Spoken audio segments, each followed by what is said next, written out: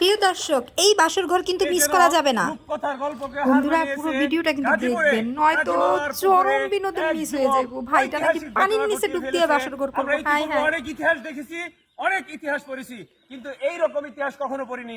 যুবকের আশা সে পুকুরের মধ্যে কেমনে সম্ভব পানির নিচে বাসর ঘর করা। সেখানে তার স্ত্রী সহধর্মিনীকে নিয়ে সে বাসর ঘর এখানে আলোকিত করবে। প্রিয় দর্শক, এখানে হাজারো দর্শকের সমাগম, দেশ আলোড়ন সৃষ্টি। ভাই কি ইতিহাস জানি করে। আপনারা দেখতে পাচ্ছেন ধীরে ধীরে যুবক তার সহধর্মিনীকে নিয়ে, নবাগত সহধর্মিনীকে নিয়ে সেই পুকুর পাড়ে আসতেছে, এই বাসর ঘরে ঢুকবে। সেই বাসর ঘর থেকে প্রিয় দর্শক সঙ্গে থাকেন আমি আপনাদেরকে অবশ্যই তাদের কথা শোনাবো। কেন যুবকের মনে এই কৌতূহল থাকলো যে সে পুকুরের মধ্যে এই মাছের জাল দিয়ে বাসর ঘর সাজিয়ে সেখানে বাসর ঘর উদযাপন করবে। ইতিমধ্যে দেখতে পাচ্ছেন আপনারা এই দেশকে আলোড়ন সৃষ্টি করেছে। এই দেশের মধ্যে ইতিমধ্যেই আপনাদেরকে আমি যুবক এবং যুবতীর মুখের কথা আপনাদের সামনে তুলে ধরবো। দেখবেন তারা কি বলে, কেন এই পানির মধ্যে, পুকুরের মধ্যে এই বাসর ঘর সাজানো হলো। তো প্রিয় দর্শক, ইতিমধ্যে আমি জানতে পেরেছি এই যুবকের আশা হলো মানুষ রাজপ্রাসাদে নবাগত আমার জীবনের প্রথম ভাই এমন বাসর ঘর দেখতেছি। কেউ কিন্তু মিস করেন না, দেখতে থাকেন আর ওদের কথাগুলো শুনতে থাকেন। সুন্দরভাবে হ্যাঁ হ্যাঁ, আমার তো লজ্জাই লাগতেছে। এটা কেমনে সম্ভব পানির মধ্যে বাসর ঘর? আমার তো লজ্জাই লাগতেছে, ভাবতেই কেমন জানি আমার মনে লাগতেছে। হয় গ্রিনিজ বুকে এই নাম উঠানোর দরকার।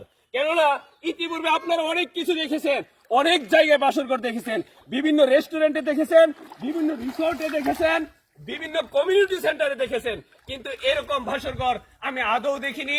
আমার বয়স প্রায় 70-এর কাছাকাছি।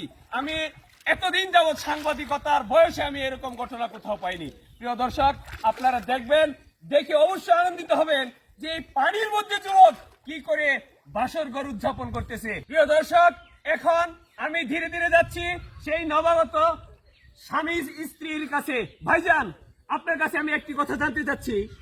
মানুষ দুনিয়ার জমিনে এসে হাই সোসাইটিতে বাসর ঘর উদযাপন করে, আপনি কেন এই মাছের জাল দিয়ে বাসর ঘর সাজিয়ে এই পানির মধ্যে বাসর ঘর উদযাপন করতে আসছেন? এটা আমার অনেক বড় স্বপ্ন। এটা ভিন্নভাবে করছি আমি, যেটা কখনো হয় নাই। আমি করে দেখাচ্ছি মানুষকে।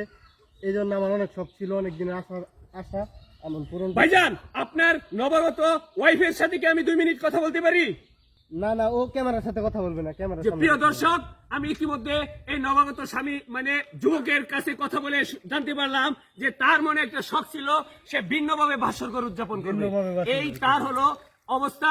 এখন আপনি যে বাসর ঘর করবেন এখানে, তাহলে আপনি এখানে এই যে দিন দুপুরে, ভর দুপুর বেলা এখানে কোথায় কি করবেন? আপনি আমি ডুব দিয়ে বাসর করবো, পানির নিচে ডুব দিয়ে। প্রিয় দর্শক, হাস্যকর বিষয়, সে পানির নিচে ডুব দিয়ে বাসর ঘর করবে এখানে।